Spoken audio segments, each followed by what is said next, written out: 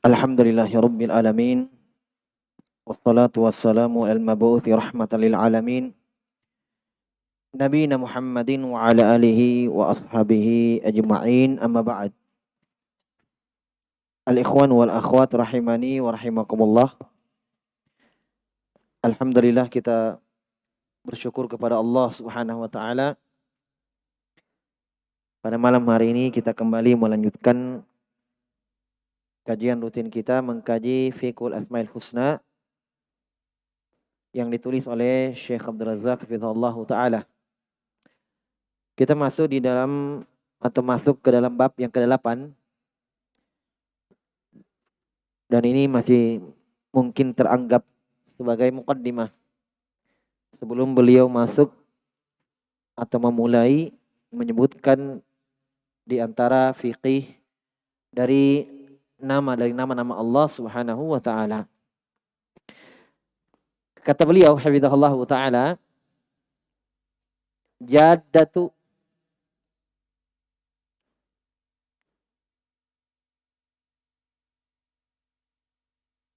ahli sunnati fi babil asma'i wa sifat.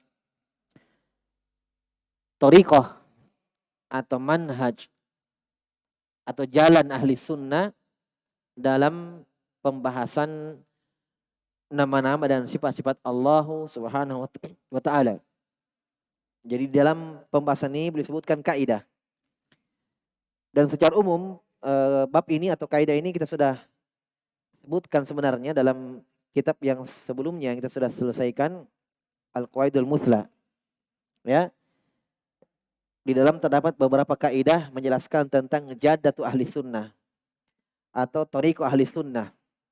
Metode ahli sunnah dalam pembahasan nama-nama dan sifat-sifat Allah Subhanahu wa taala. Ini kita katakan kaidah yang paling penting dalam mempelajari pembahasan nama-nama dan sifat-sifat Allah Subhanahu wa taala. Kata beliau, inna jaddata ahli sunnah wal jamaati fi babil asma'i wa sifat wa fid din umuman jaddatun mustaqimah wa siratuhum siratum mustaqim. Kata beliau, sungguh metode ahli sunnah wal jamaah, jaddah itu artinya jalan ya. Ada kitab yang ditulis oleh seorang ulama, kun salafiyan alal jaddah. Ya. Jadilah seorang salafi yang di atas jaddah. Di atas jalan yang benar. Ya, bukan salafi cuma pakaiannya. Ya. Bukan ahli sunnah dalam dohirnya saja. Tetapi akidahnya, batinnya tidak mengikuti ahli sunnah. Tapi jaddah ahli sunnah, ya, zahiran wa batinan. Kata beliau, metode ahli sunnah dalam pembahasan nama-nama dan sifat-sifat Allah dan fiddini umuman. Dalam masalah agama keseluruhan. Bukan cuma dalam bab asma wa sifat. Dalam bab keimanan, bab takdir. Paham ya? Apalagi bab dalam akidah, bab tentang keimanan pada hari akhirat. Ya. Maka metode mereka adalah metode yang lurus. Ya, jadi tidak ada di sini merekomendasi diri sendiri, tidak ada. Paham? Dan semua juga mengaku ini dalam artian setiap di antara kita pasti mengakui bahwa ada jalan yang lurus. Ya kan? Dan itu diketahui bahwa jalan yang lurus adalah jalannya para nabi dan rasul. Bahkan ahlul bidah pun mengakui itu. Mereka kan baca dalam suratul Fatihah, ihdinas siratal mustaqim, berarti ada jalan yang lurus itu. Iya kan? Siapa mereka?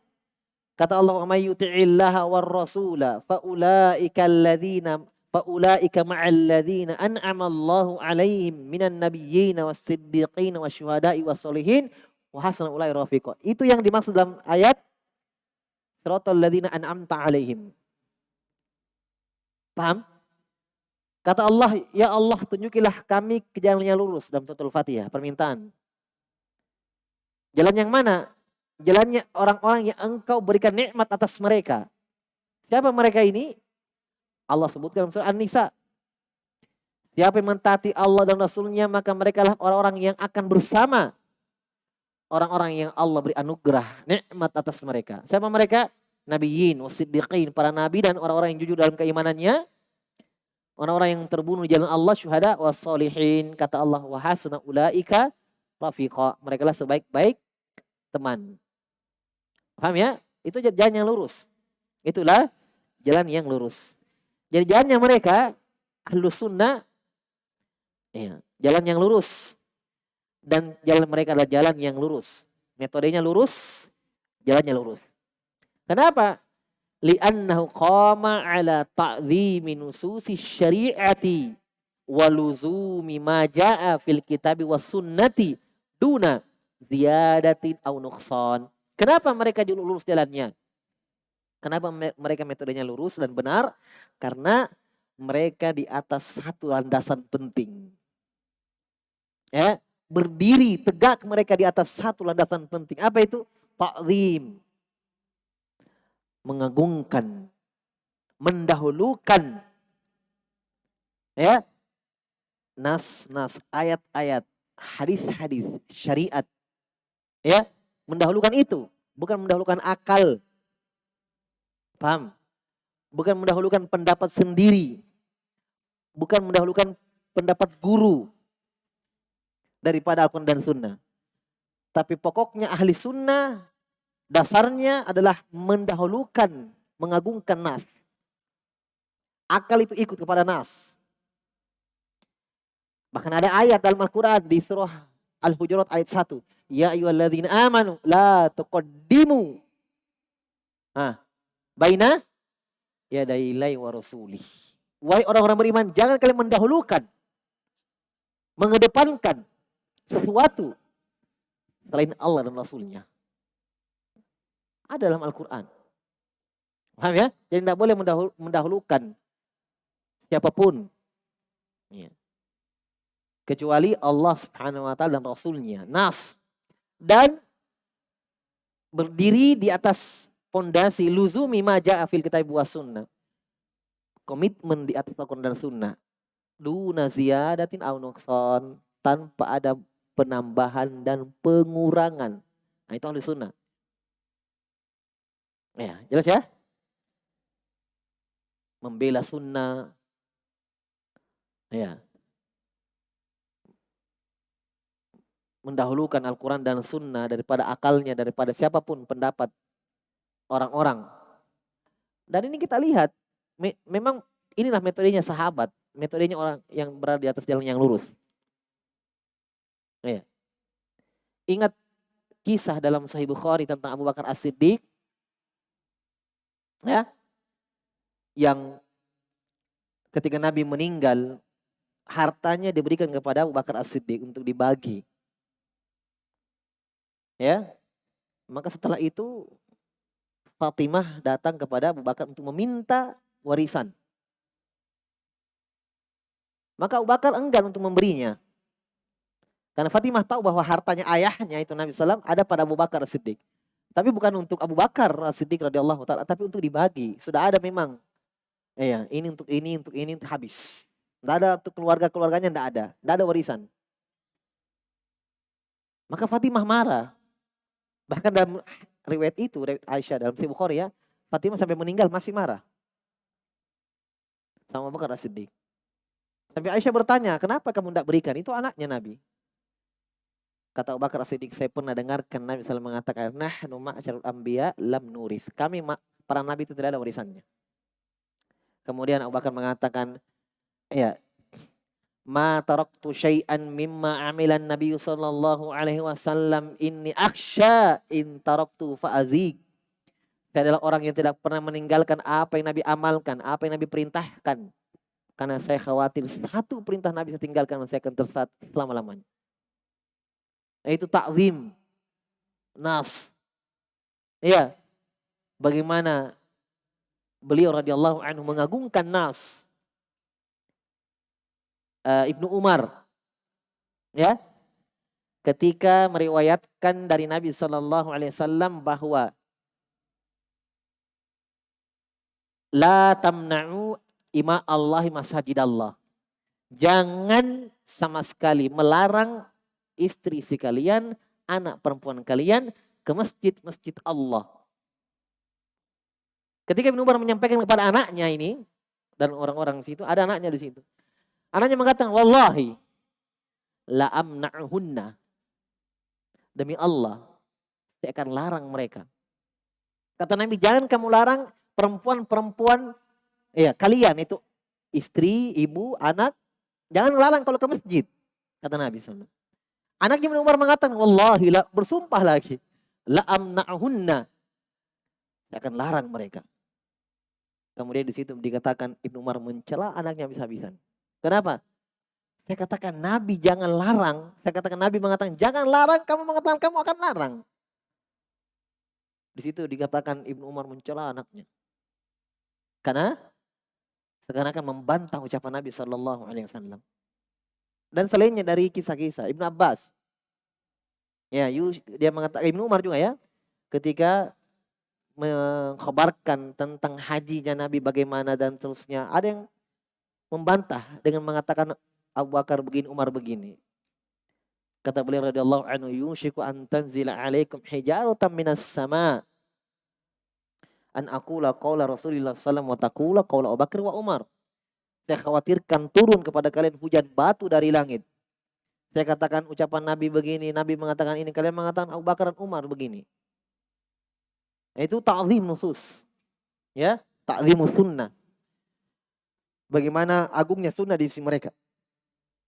Iya. Jadi ini prinsipnya Ahlus Sunnah, prinsipnya jalan yang benar. Nah, di sini kita melihat batilnya Ahlul Bid'ah. Ada nas. Ya, bagaimana? Akal dulu.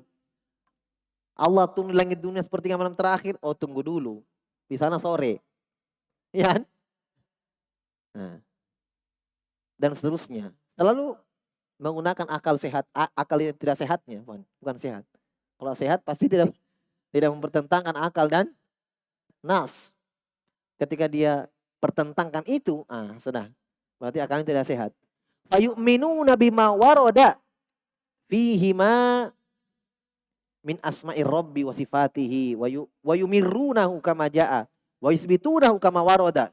Dan mereka ahli sunnah, ya, metodenya mereka mengimani apa-apa yang ada pada keduanya, Al-Quran dan Sunnah. Tentang apa? Tentang nama-nama dan sifat-sifat Allah Rabb dan sifat-sifatnya. Wa yumirrunahu, ini yang penting.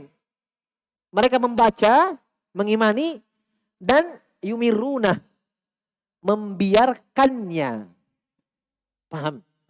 Dalam artian tidak mengotak-atiknya, tidak membagi-bagaimanakannya, tidak mendatangkan pemaknaan baru. Ya, dengan mengganti harokatnya, dengan memasukkan kata baru di situ sehingga berubahlah makna kalimatnya Al-Qur'an atau hadis, ya, atau menambah hurufnya sehingga berubahlah maknanya. Paham?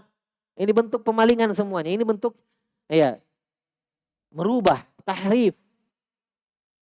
Tahrif lawannya, ya, imror, ya. Makanya di sisi para salaf ada kalimat ringkas. Metodenya salaf, ahli sunnah, ikrar wal imror. Ini imror ini. Ikrar itu meyakini dan imror membiarkan. Paham? Dari kalimat imror, membiarkan itu banyak sudah yang terbantah. Iya. Tashbih, penyerupaan, tidak imror. Dia karena dia serupakan sifat itu dengan makhluk. Ya. Mendatangkan kata-kata yang baru sehingga beda artinya, beda maknanya. Nabi mengatakan yanzil rabbuna, Allah turun di langit dunia kulla lailatin, setiap malam. Ya. Kata mereka yang datang itu, yang turun adalah wahyu Allah, perintahnya, malaikatnya. Padahal Nabi tidak katakan malaikat dan perintah. Paham ya? Ini tidak imror namanya. Tapi Ahlus Sunnah tidak. Ahlus Sunnah imror, membiarkan. Kenapa dibiarkan? Karena apa? Maknanya sudah jelas. Paham ya? Turun, kan sudah jelas turun. Dari atas ke bawah kan begitu. Istiwa, jelas maknanya. Tinggi, di atas, menetap. Ya kan? Apa yang tidak jelas? Makanya kata Syekhul Islam rahimahullah ta'ala, semua nas, penting ini ya dipahami. Semua ayat atau hadis yang menyebutkan tentang asma' wa sifat Rabb Jalla wa Ala, itu wadihul makna, jaliyul makna. Maknanya jelas. Paham? Silakan buka ayat Al-Quran. Ya. Penyebutan tentang sifat-sifat Allah. Tidak ada yang tidak jelas. Baik dalam bahasa kita sudah didekatkan maknanya. Yadun itu tangan. Paham? Ya. Pendengaran itu ya mendengarkan suara-suara. Penglihatan itu ya berarti melihat segala sesuatu kan begitu. Tidak buta. Apalagi yang tidak jelas? Tidak ada yang tidak jelas. Apalagi penyebutan sifat? Semua jelas. Paham ya? Adapun misalnya di ayat-ayat yang lain mungkin ada yang tidak jelas di sisi sebagian orang. Misalnya wa fakihatu wa abba. Ya. Sebagian sahabat ada yang tidak paham maknanya abba itu apa. Sebab jarang mereka pakai dalam bahasa keseharian mereka walaupun itu bahasa Arab. Kalau fakihah jelas buah-buahan.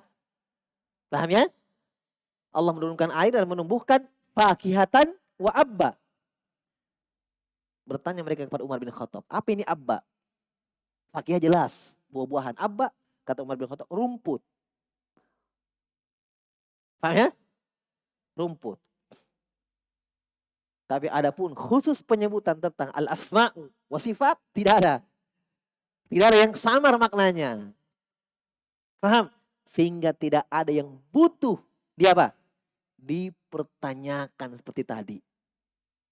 Makanya coba lihat, tidak akan pernah kita dapatkan tentang ya sifat Allah yang sahabat tanya, ini apa?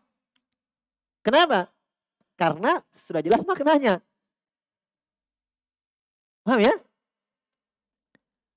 Tapi di sini iskalnya sebenarnya di sisi ahlul bid'ah. Setiap ada yang dia dapat sifat dalam Al-Quran maupun hadis, selalu dia pahami apa yang mereka lihat pada makhluk. Di sini masalahnya mereka. Yang Ahlus Sunnah tidak seperti ini cara memahaminya. Paham ya? Karena yang jelas itu hanya makna. Beda dengan hakikat. Makanya bedakan antara makna dan hakikat sesuatu itu. Makna itu ada terkandung dalam lafaz itu. Bukan bentuknya. Antum paham ya? Beda hakikat dengan makna. Tangan. Ditanya maknanya itu yadun apa maknanya? Sesuatu yang dengannya memegang. Kan begitu. Itu makna namanya. Sesuatu yang dengannya menggenggam. Itu tangan. Bentuknya tangan Allah, wallahu a'lam, hanya Allah yang tahu. Tidak ada yang pernah lihat. Dan Allah tidak kabarkan itu dalam Al-Quran dan Sunnah. Dan Allah tidak bebankan kita untuk mengetahuinya. Yang Allah perintahkan kita untuk apa? Untuk meyakininya, bahwa itu ada untuk Allah. Itu jadah ahli sunnah. Itu metode ahli sunnah dalam memahami. Dan itu metode ikhwan paling selamat dan paling aman dan paling benar. Ya kan? Nah, di sini herannya kita. Herannya ahli sunnah terhadap ahlul bidah.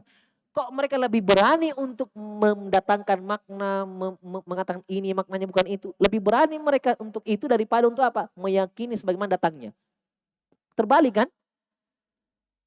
Bukankah lebih selamat kalau mereka imani sebagaimana ada dalam Al-Quran dan Sunnah. Ditanya kenapa kamu imani tangan itu ada? Ada dalam Al-Quran. Kenapa kamu imani Allah turun? Ada dalam hadis. Bukan itu lebih selamat jawabanmu di depan Allah. Daripada kamu ditanya nanti kenapa kamu katakan yang turun malaikat bukan Allah. Sementara kata Nabi malaikat yang Allah yang turun. Mau jawab apa? Di mana kamu ambil dalil? Di mana kamu ambil alasan? Iya. Nabi katakan yang zilu Rabbuna. Allah turun. Kamu ditanya hari kiamat ditanya kamu di depan Allah. Kenapa kamu katakan yang turun malaikat? Kamu ambil di mana jawaban? Coba. Ahli sunnah sudah ada jawabannya. Dipersiapkan. Kenapa kamu turun? Kamu katakan Allah turun. Nabi katakan itu. Selesai. Kenapa kamu katakan Allah punya tangan? Dalam Al-Quran. Selamat kan? Selamat. Jelas? Dan ingat penetapan kita akan hal itu tidak berarti kita serupakan Allah dengan makhluk. Sambil menjaga itu. Menetapkan itu sambil menjaga tidak sama dengan makhluk. Aman. Kenapa kamu katakan tidak sama dengan makhluk? Allah yang katakan, laisa kamitslihi syai'. Tidak ada yang sama dengan Allah sedikit pun. Itu paling aman thariqahnya Ahlussunnah, jadah Ahlussunnah. Paling selamat dan paling aman. Mereka ke sana kemari. Ya kan? Penafsirannya saya berbeda-beda mereka. Ya kentara karena hawa nafsu. Adapun Ahlussunnah sama semua dari zaman ke zaman. Kenapa? Satu sumbernya. Pengambilannya sama, Al-Quran dan Sunnah. Mereka tidak hawa nafsu, karena hawa nafsu berbeda-beda. Orang maunya ini, yang lain maunya itu. Ya kan? Makanya dalam menafsirkan sifat-sifat, Asy'ari saja, masing-masing mereka beda. Ketika menafsirkan sifat rahmat, yang sepakat mereka untuk mengatakan Allah tidak merahmati, ketika mendatangkan makna rahmat itu, beda. Ada yang mengatakan rahmat itu maksudnya iradatus shawab. Sebagian Asy'ariyah mengatakan rahmat itu dalam ayat yang banyak itu tentang rahmat maksudnya Allah ingin membalas kebaikan. Sebagian mereka, oh tidak, bukan itu makna rahmat. Sebagian mereka mengatakan rahmat itu adalah jannah. Balasan Allah itulah rahmat Allah. Ini lebih batil lagi nih.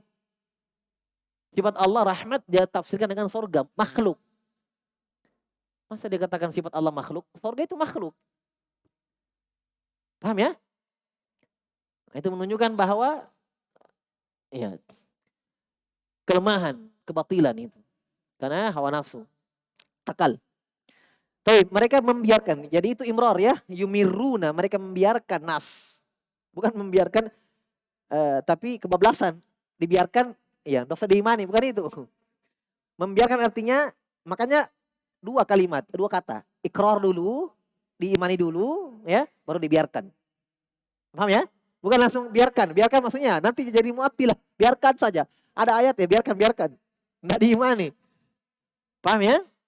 Jadi dua, ikrar dulu, tetapkan dulu. Ya, tetapkan dulu itu tangan Allah. Tetapkan dulu pendengaran Allah. Tetapkan dulu Allah turun. Tetapkan dulu. Baru imrar. Baru biarkan. Biarkan artinya tidak membagaimanakannya. Wa yuthbitunahu kama warada, dan mereka ahli sunnah menetapkan itu sebagaimana datangnya. Wala yuharrifunal kalima amma wadhi'ihi, dan mereka ahli sunnah tidak mentahrif. Nah, itu tadi tahrif. Tahrif harrafa yuharrifu, artinya merubah. Paham? Iya. Melenceng, merubah. Dan bentuk tahrif ini berarti kan? Iya, kalau mau tulis. Bentuk tahrif ada beberapa macam. Bentuk tahrif pertama mengganti harokat. Bentuk merubah, bentuk melenceng dari ayat yang pertama bentuknya adalah merubah harokat. Seperti contoh mereka lakukan dalam ayat wa kallamallahu Musa taklima. Allah berbicara kepada Nabi Musa dengan sebenar-benar pembicaraan. Paham? Untuk terhindar dari itu bahwa keyakinan mereka Allah tidak berbicara, untuk terhindar dari ayat atau menghindari agar tidak menabrak ayat ini, digantilah harokatnya. Mereka baca wa kallamallaha Musa taklima. Artinya beda. Nabi Musa berbicara kepada Allah. Kalau dibaca doma, Allah berbicara kepada Nabi Musa. Itu ayat yang sebenarnya. Tapi mereka ganti harokatnya. Ini bentuk tahrif pertama. Bentuk tahrif kedua, memasukkan menambah, saya urut dari yang mana ya, menambah huruf. Nah, tadi mengganti harokat, ini menambah huruf. Seperti misalnya istawa. Paham? Dia tambahkan huruf lam. Jadi istaula. Istawa. Iya, dia masukkan huruf lam di tengah-tengah antara waw dan alif. Jadi istaula. Kali kalau ayat Al-Qur'an kan istawa. Ya, habis ta, waw langsung alif bengkok. Jadi bacanya istawa. Ya, Ar-Rahman ar-Arsy istawa. Mereka tambahkan lam di situ. Bukan maksudnya dia tambah di mushaf, dia tambah hurufnya. Bukan itu ya.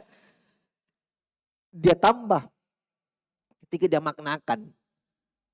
Jadi kata mereka istawa Di situ bermakna istaula. Ada lam di tengah antara waw dan alif. Istawa maknanya jelas. Paham? Ketika bergandengan dengan huruf ala, itu maknanya kata Ibnu Qayyim 4, tidak ada yang lain. Bermakna irtafa'a, tinggi, bermakna ya ulu, tinggi juga, bermakna su'ud, naik, bermakna istaqor, menetap. Itu istawa ketika bergandengan dengan ala. Semua dalam Al-Qur'an ya, itu ada ala. Ya. Kecuali ada beberapa tempat. Tapi yang dibahas 7 tempat itu dalam Al-Quran semuanya ala. Ya, kata Syekh Utsam dalam Aqidatul Wasithiyah fi sab'ati mawadhi. 7 tempat dalam Al-Quran istawa ala. Paham? Belum lagi makna-makna yang lain, ayat-ayat yang lain. Jelas ya?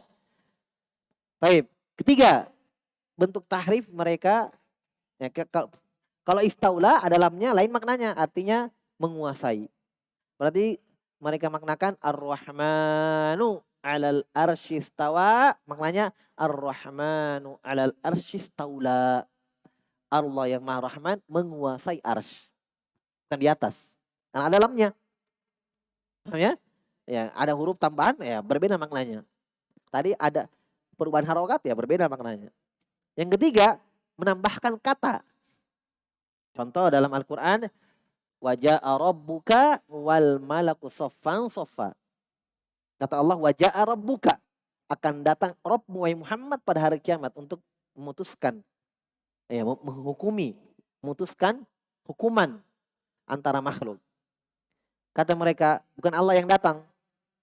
Tapi malaikat. Waja'a malaku rabbika. Atau waja'a amru rabbika. Urusannya Rabbmu yang datang. Bukan Allahnya, tapi urusannya. Dia tambahkan kata amru di situ. Ya, waja'a amru rabbika. Ini menolak sifat. Ya. Ini bentuk tahrif semua. Ya. Taib. Ada bentuk tahrif yang lain juga. Jenis keempat, bisa ditambahkan keempat. Yaitu memaknakan mendatangkan makna yang tidak ditunjukkan oleh dalil. Dari makna yang disebut dalam Al-Quran. Seperti tangan misalnya ya. Tangan, katakan tangan di situ maknanya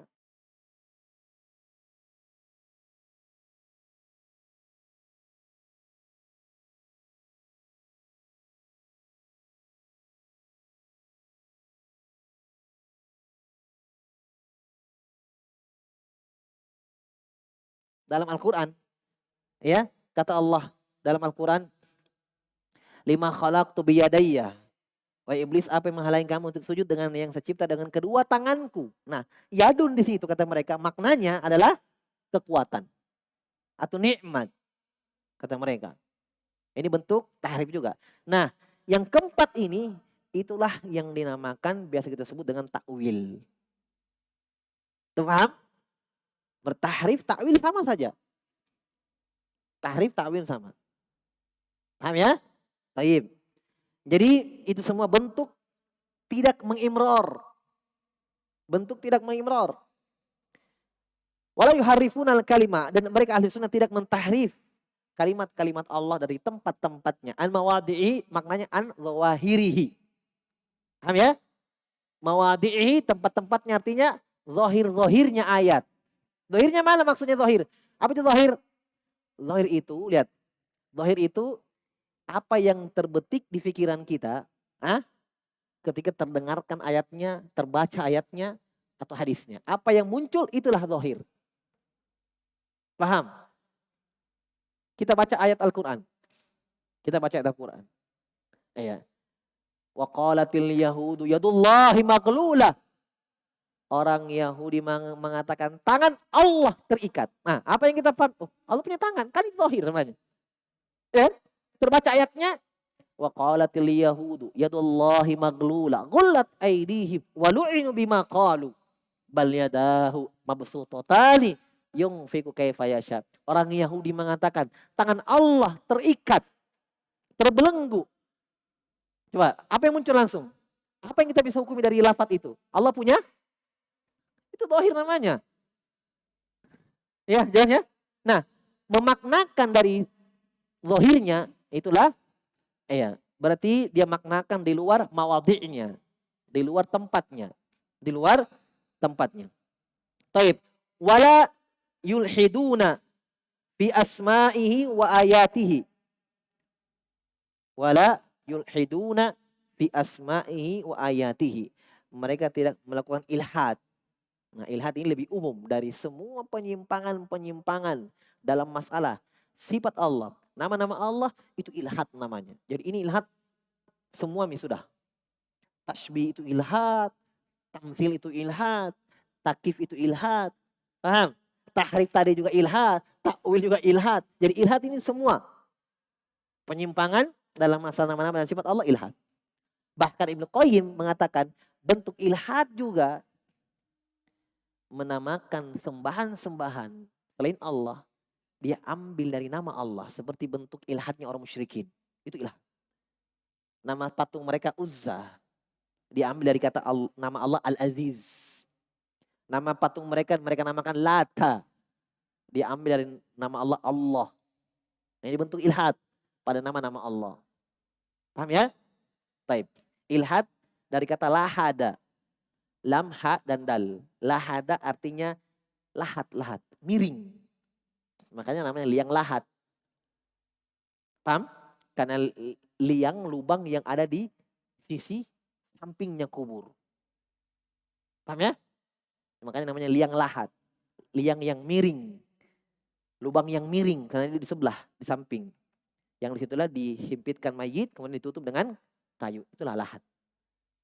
Taib. Jadi dikatakan yulhiduna berarti mereka menyimpang dari nama-nama dan sifat-sifat Allah. Bentuk penyimpangan. Nah, orang yang menyimpang dikatakan mulhidun. Mulhid. Paham ya? Mulhid. Menyimpang dari jalan yang lurus. Mulhid. Taib. Mereka tidak melakukan penyimpangan-penyimpangan pada nama-nama dan sifat-sifat Allah dan ayat-ayatnya. Wala yukayyifuna sifatihi. Dan mereka tidak mentakif sifat-sifat Allah. Takif itu dari kata kaifa. Kaifa haluk. Apa artinya kaifa haluk? Bagaimana kabar? Kabar. Berarti mentakif, membagaimanakan. Paham? Oh begini kayaknya. Oh begini kayaknya. Nah itu takif. Makanya takif itu, di antara bentuk takif, itu hanya ada di dalam zihni. Di pikiran dia. Dia menghayalkan, tapi tidak ada dalam kenyataan yang nyata. Misalnya dia dapat ayat tangan, dia pikirkan dia. Kayaknya begini ini. Nah, dia mau mengindahkan mungkin dari apa yang dia lihat dari makhluk. Tetap salah. Iya kan? Tetap sotak. Iya kan? Tetap salah. Kamu tidak pernah lihat Allah. Mau bagaimana? Seindah apapun kamu hayalkan Allah, salah. Itu tidak boleh. Dan itu bisikan syaitan. Kata Allah, wa imma yanzaghannaka syaitanu nazgun fasta'id billah. Dan ketika syaitan datang membisikkan nazagat. Nazgun, bisikan. Itu bisikan syaitan. Kata Allah, fasta'id billah. Mintalah perlindungan kepada Allah. Itu bentuk takif dalam pikiran. Kedua, bentuk takif adalah bertanya bagaimananya. Paham ya? Makanya Imam Malik, ini jadah Ahlus Sunnah ini. Imam Malik ditanya tentang istiwa. Ketika dia baca ayat Ar-Rahman ala-arsy istawa, ada muridnya mengatakan, kaifa istawa? Itu takif. Bagaimana itu makna istiwanya Allah di atas? Bagaimana modelnya itu di atas Allah beristiwa? Bagaimana keadaan rinciannya? Paham? Imam Malik sampai mengeluarkan keringat yang besar sampai karena khawatir dengan pertanyaan ini. Kemudian beliau mengatakan, ya, al-istiwa ma'lum, istiwa itu jelas maknanya, wal kaifu majhul, tentang bagaimana itu tidak ada yang tahu kecuali Allah, majhul, ya. Wal imanu bihi wajibun, beriman dengannya wajib, wassu'alu anhu bid'atun, dan bertanya tentangnya adalah bid'ah. Kemudian Imam Malik mengusir orang itu, memerintahkan satu orang muridnya untuk mengeluarkan orang ini. Jelas ya? Kenapa dikatakan bertanya tentang bid'ah? Ya karena jelas bahwa tidak ada dalam satu huruf pun dalam hadis bahwa Nabi bertanya dengan Jibril bagaimana itu sifat Allah. Sementara yang Jibril bacakan dan juga ayat-ayat Allah tentang sifat. Sahabat juga begitu menerima dari Nabi, tidak ada pertanyaan dari mereka. Kalau kita katakan ingin tahu, ya, kalau kita katakan kecemburuan terhadap agama, dari mengalahkan sahabat, keingintahuannya, semangatnya. Paham ya? Berarti diam di situ, itulah ilmu. Diam di situ, itulah jadah sahabat. Paham? Berarti bertanya di situ, ya, melebihi apa yang ada pada, makanya dikatakan bid'ah. Ucapan Umar bin Abdul Aziz rahimahullah taala, beliau mengatakan, kif haitsu waqafal qaum fa innahum an ilmin nafidin kafu. Berhentilah di mana para sahabat itu berhenti. Kenapa? Karena tidaklah mereka berhenti dan diam kecuali dengan ilmu yang dalam. Paham? Berarti diamnya mereka itulah ilmu. Diamnya mereka itulah jalan. Paham? Diamnya mereka itulah ilmu. Maksudnya ketika mereka tidak bertanya tentang nama-nama Allah dan sifat-sifat Allah ketika mereka dibacakan oleh Nabi, itulah sebenarnya yang pantas dilakukan. Itu yang wajib dilakukan. Paham ya? Karena itulah jalan mereka. Dan itulah yang wajib kita ikuti. Makanya wajar Imam Malik mengatakan kalau ada yang bertanya tentang itu berarti bid'ah. Iya, perkara baru. Apalagi menambah-nambah. Itu lebih, iya, bid'ahnya lebih besar. Wala yumassiluna syai'an. Berarti sudah ya, taklif ada dua bentuk. Bertanya dan menghayalkannya. Kemudian ahlu sunnah juga tidak mentamsil. Yumassiluna syai'an minha bi syai' min sifati khalqihi. Ahlu sunnah, torikohnya, manhajnya, ya, metodenya tidak menyerupakan Allah. Sedikit pun. Ya, dari sifat-sifat tersebut yang ada pada makhluk. Sifat-sifat makhluk. Tamsil, menyerupakan. Dengan firman, dengan dalil firmannya, laisa kamitslihi syai', tidak ada yang serupa dengan Allah sedikit pun. Makanya metode Ahlus Sunnah menempuh dalam Al-Qur'an, ya, mereka menempuh thariqah Al-Qur'an. An-nafyu wal isbat. Adanya penafian dan adanya penetapan. Paham ya? Penafian tidak ada yang sama dengan Allah, tidak ada yang sekufu, walam yakul lahu kufuwan ahad. Ya. Allah tidak tidur, tidak ngantuk. Itu semua penafian. Dan mereka juga menetapkan Allah mendengar, melihat. Ya. Dan itu tercakup dalam ayat laisa kamitslihi syai' wa huwas samiul basir. Dinafikan dulu, ya. Dibersihkan dulu Allah. Tidak ada yang sama dengan Allah sedikit pun, umum. Kemudian tetapkan dan dia Allah Maha mendengar lagi Maha melihat. Sama dengan la ilaha illallah. Dinafikan dulu, la ilaha, tidak ada ya berhak disembah kecuali Allah. Baru tetapkan Allah yang berhak disembah. Paham ya? Jadi memang selalu antara penafian dan penetapan. Baik. Jadi mereka tidak menyerupakan Allah sedikit pun pada sifat-sifat makhluk. Li'annahu, kenapa? Li'annahu subhanah la samiyalah. Karena Allah memang tidak ada bandingannya. Tidak ada samanya. Apalagi yang melebihi Allah.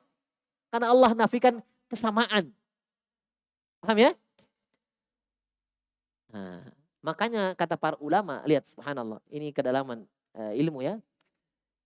Ayat-ayat tentang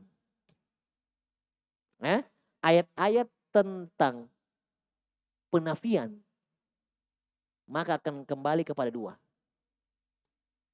makna. Paham? Menetapkan selain ingin menafikan kesamaan pada makhluk, yang pertama jelas karena tidak tidur, iya kan? Ada pada makhluk tidur, dinafikan karena tidak sama.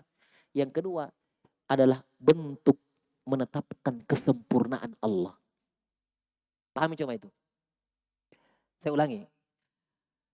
Ayat-ayat dalam Al-Quran yang bentuknya peniadaan. Tidak ngantuk, tidak tidur, tidak bodoh, tidak lemah, paham? Tidak mendolimi, paham ya? Tidak buta dalam hadis, tidak tuli. Maknanya dua. Selain untuk menafikan kesamaan pada makhluk, itu karena semua ada pada makhluk kan? Apa yang Allah nafikan pada dirinya dalam Al-Quran atau hadis, ada pada makhluk. Jadi yang Allah inginkan dalam penafian itu adalah menafikan kesamaan dengan makhluk. Yang kedua, sekaligus menetapkan kesempurnaan Allah. Paham? Kalau menafikan kesamaan jelas, karena memang yang dinafikan ada pada makhluk. Nah, menetapkan kesempurnaan dari sisi mana?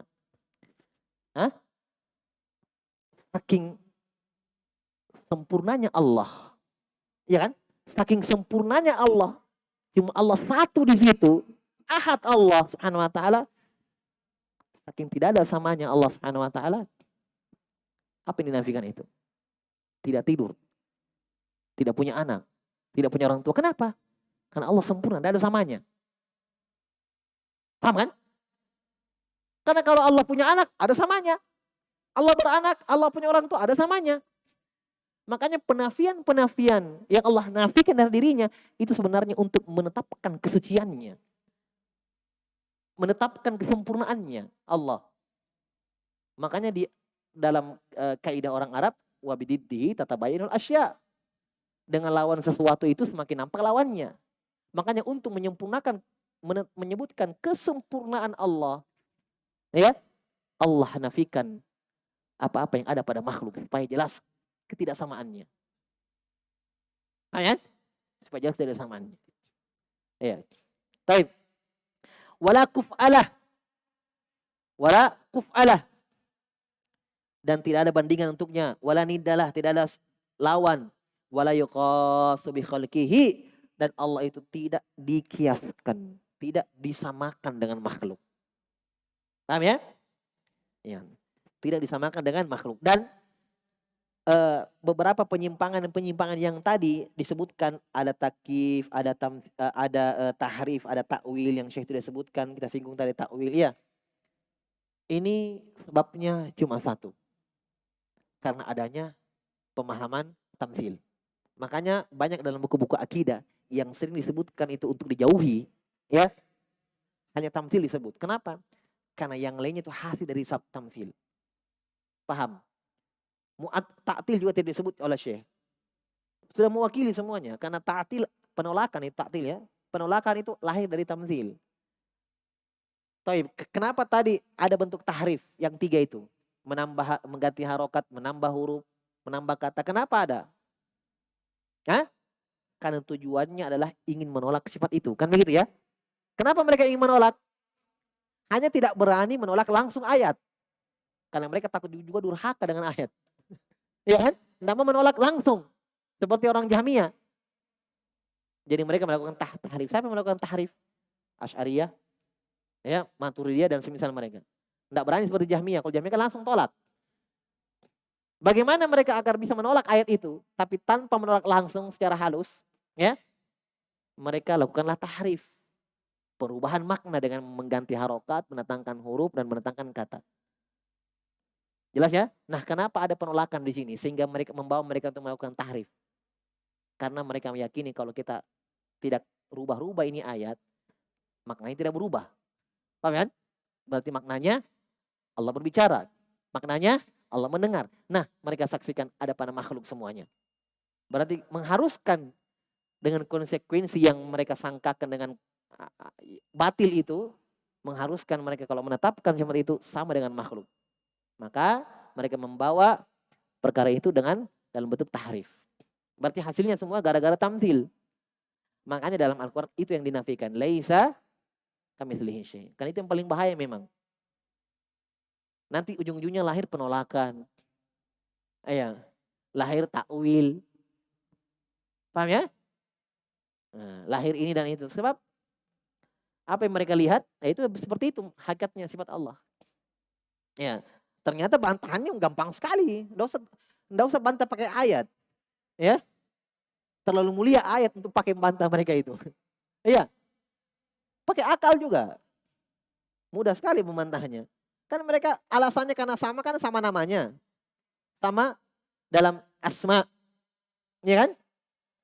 Nah, kita katakan bahwa kesamaan dalam nama itu tidak mengharuskan kesamaan di dalam bentuk dan hakikat. Adapun kalau mereka mengatakan kalian Ahlus Sunnah menetapkan sifat itu kalian samakan Allah dengan makhluk. Tidak. Konsekuensi itu kami tolak. Ya kan? Lazimul qaul laisa bil qaul itu. Kan begitu kaidahnya kan? Konsekuensi ucapan bukan ucapan. Ahlus Sunnah mengatakan Allah punya tangan. Mereka katakan, konsekuensi ucapanmu itu berarti kamu samakan tangan Allah dengan tangan makhluk. Oh tidak. Konsekuensi ucapan bukan ucapan. Ucapan saya Allah punya tangan. Paham ya? Saya tidak mengatakan Allah sama dengan makhluk, saya katakan Allah punya tangan. konsekuensi ada di kepalamu itu konsekuensinya. Saya tidak.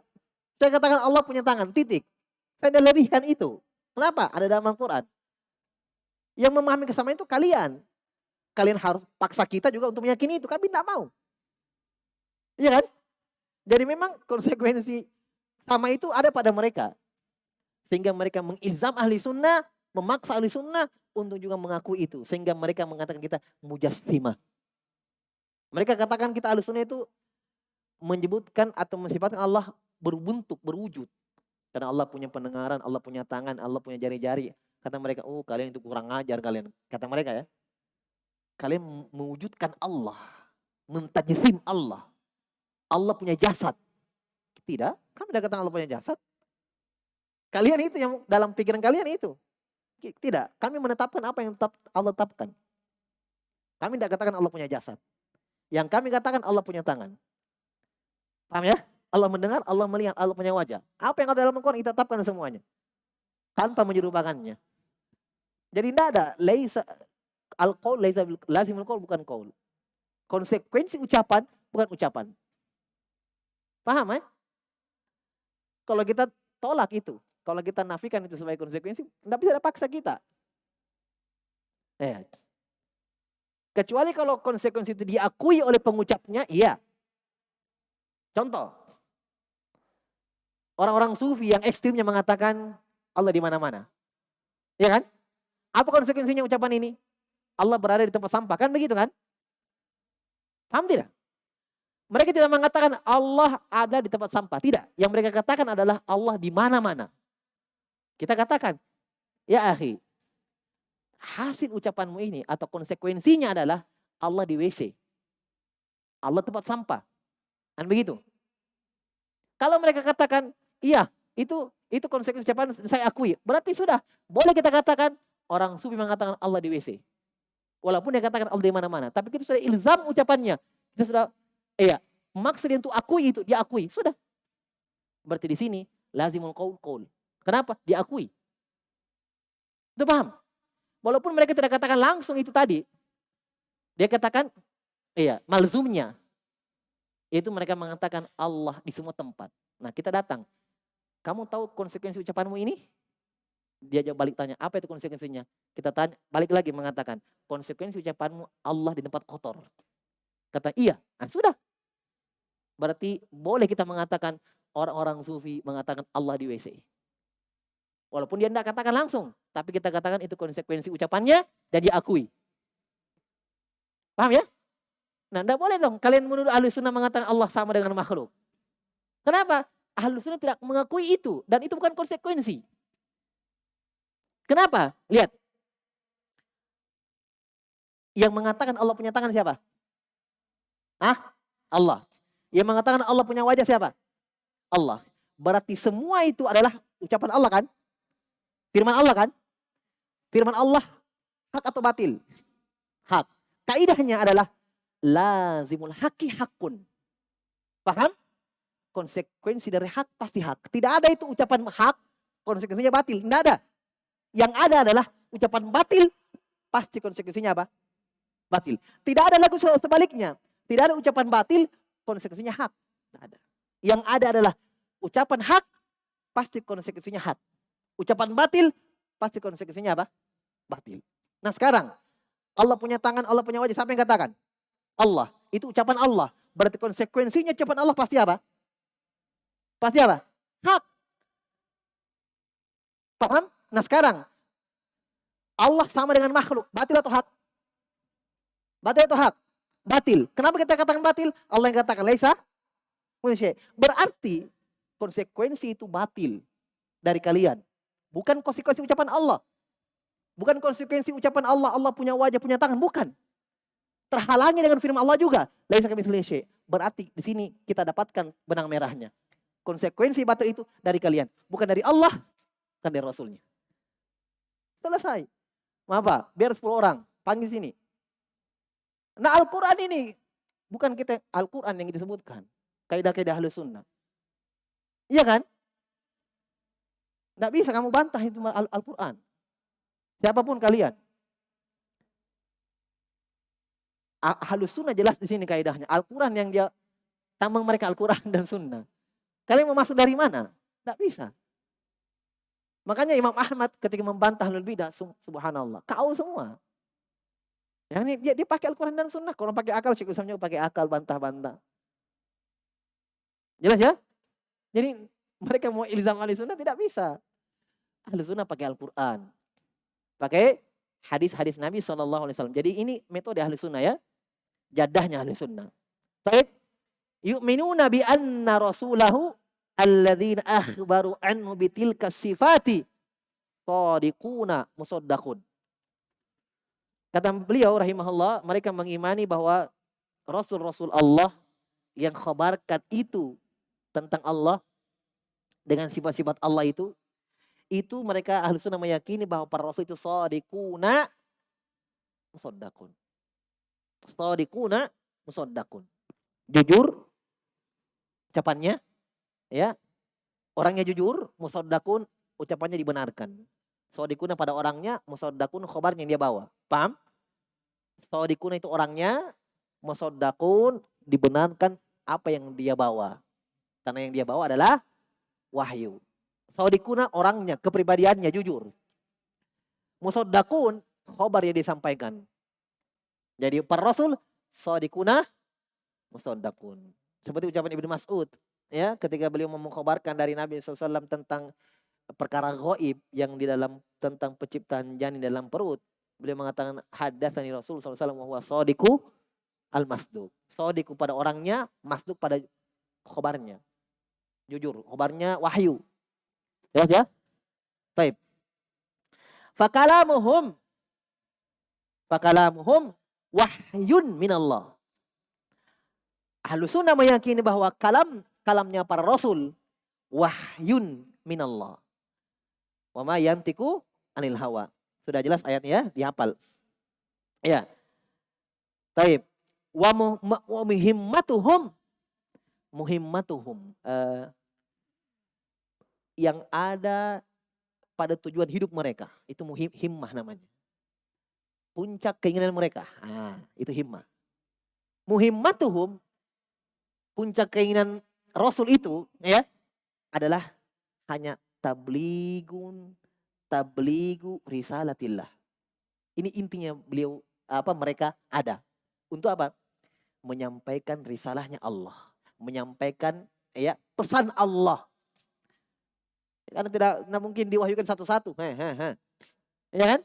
Semua diwahyukan. Lah, bukan itu hikmah Allah. Hikmah Allah Subhanahu wa taala mengutus satu orang saja. Paham ya? Tidak mewahyukan satu persatu hamba-hambanya. Tapi Allah mengutus utusannya. Ya. Orang yang diperintah, yaitu para rasul. Jadi tujuan hidup mereka, himmahnya mereka menyampaikan. Paham ya? Menyampaikan. Bi khilafil ladina yaquluna 'ala Allahi ma la ya'lamun. Berbeda dengan orang-orang yang berucap ya atas nama Allah dari apa-apa yang mereka tidak tahu. Bima tumiluhu alaihim uquluhumul qasiratu wa afhamuhum dhaifatu. Dengan apa-apa yang akal-akal mereka yang kurang itu dan pemahaman-pemahaman yang lemah mereka itu condong kepadanya. Ya hawa nafsu sesuai dengan apa yang mereka inginkan. Paham ya? Wa rubbama aidan bawatinuhum as-sayyi'ah. Terkadang juga ya mereka memalingkan ayat-ayat dan seterusnya itu dengan maksud apa? Karena hati mereka, batinnya mereka itu yang buruk. Kotor. Ya. Oleh karena itu walihada qala subhanah, oleh karena Allah berfirman subhana rabbika rabbil izzati amma yasifun wa salamun alal mursalin walhamdulillahi rabbil alamin. Kata Allah Subhanahu wa taala, maha suci Rabbmu. Lihat. Ini ayat sebelumnya penyebutan orang Yahudi dan Nasrani mensifatkan Allah punya anak, ya. Uzair anak laki-laki Allah, Isa anak laki-laki Allah, ya. Kata Allah setelah itu, subhana rabbika rabbil izzati amma yasifun. Maha suci Rabbmu ya Muhammad, Rabb yang maha perkasa dari apa yang mereka sifatkan. Maha suci Allah. Maksudnya apa? Bersih Allah, suci Allah dari anak. Ya, dari apa yang mereka sifatkan. Ini menunjukkan bahwa metodenya ahlul bid'ah Ya, itu metodenya musuh-musuh Allah dan Rasulnya yang sudah lampau. Karena mereka lah yang duluan, ya kan, menyandarkan kepada Allah sesuatu yang, ya, yang sifatnya aib dan kekurangan. Itu orang Yahudi dan Nasrani, orang-orang musyrikin mengatakan malaikat anak perempuan Allah. Kemudian kata Allah, wassalamun al mursalin, selamatlah atas para rasul. Maksudnya apa? Para rasul di sini Allah sucikan. Jadi setelah Allah sucikan dirinya, Allah sucikan para rasul. Kata Allah, dan keselamatan atas para rasul, itu selamat lisan mereka, hati mereka dari seperti apa yang ada pada orang Yahudi dan Nasrani. Paham ya? Para rasul tidak pernah mensifatkan Allah yang tidak-tidak, yang jelek-jelek, yang buruk-buruk, ya, yang kekurangan bagi Allah. Dan setelah itu Allah puji dirinya, walhamdulillahi rabbil alamin, segala puji hanya untuk Allah, ya, Rabb alam semesta. Rabb alam semesta. Taib. Berarti di situ kata para ulama, Ibnu Qayyim rahimahullah, ayat ini terdapat penafian dan penetapan. Penafian subhana. Paham? Ya kan? Subhana artinya apa? Maha suci. Berarti ditiadakan kan? Kalau maha suci itu berarti semua aib dinafikan dari Allah. Karena subhana rabbik. Ya, subhanallah. Akhirnya ayat ini, walhamdulillahi rabbil alamin. Segala puji hanya untuk Allah. Pujian itu apa? Nama dan sifat. Berarti awalnya ayat ini pensucian, penafian, akhirnya ayat ini adalah penetapan. Paham ya? Alhamdulillah berarti segala sifat-sifat yang terpuji, segala nama-nama, ya, semua nama-nama yang indah untuk Allah Subhanahu wa taala. Baik, kita cukupkan dulu, insyaallah taala kita lanjutkan pada pertemuan selanjutnya. Subhanakallahumma wa bihamdika,